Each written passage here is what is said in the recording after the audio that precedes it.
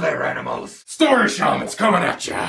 This week, we're continuing our discussion of narrative and talking about storytellers, sometimes called narrators. Does your story have a storyteller? If the answer is no, well then, moving on, nothing to see here. Nothing to see here, guys, moving on. If the answer is yes, then there are quite a few things to consider. A series of questions you can ask yourself to pin down exactly what kind of storyteller you're gonna be using. Are you using a narrator or an internal monologue? A narrator is a character who is speaking over the events, like in Fight Club or The Shawshank Redemption. An internal monologue is when an audience can actively hear a character's thoughts while they're going about their business, like in Adaptation or Dexter. If you're using a narrator, then are they speaking in first person, or second person, or third person? That's 3 beeps! First person is when a storyteller is talking about his or herself.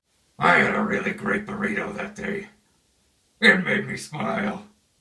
Second person is when the storyteller is directly involved with the subject they're talking about. Like a storyteller talking about their best friend, the main character. And then he stood there, looking into his pipe like it was gonna eat him.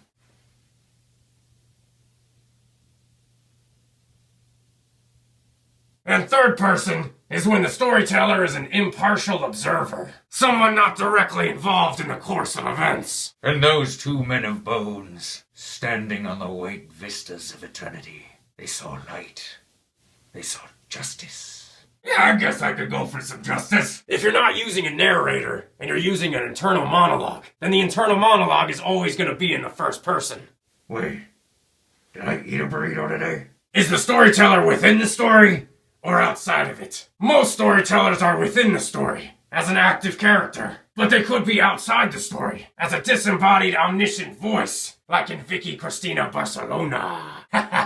Is the storyteller justified or unjustified? Justified meaning the narration is given a reason for being within the story. Like a character writing in a journal or a memoir, like in Stand By Me. Or a storyteller recounting their life story to strangers at a bus stop, like in Forrest Gump. Unjustified would be when the story gives no practical reason for the narration existing. It's just happening. Like in Spider-Man or Savages. When designing your story, justified is always better than not. Is the storyteller speaking in the past tense or the present tense? This will change the perspective of the story from being a done deal in the past to happening right now. Does the storyteller acknowledge the audience? If so, directly or indirectly? Directly acknowledging the audience would be speaking directly into the camera, like in Ferris Bueller's Day Off. Indirectly would be more like the narrator asking rhetorical questions or speaking like they know someone is listening, like in American Psycho.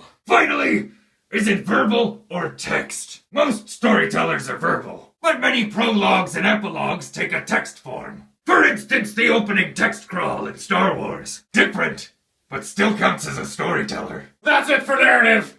Next week, we're moving on to style. Flashback!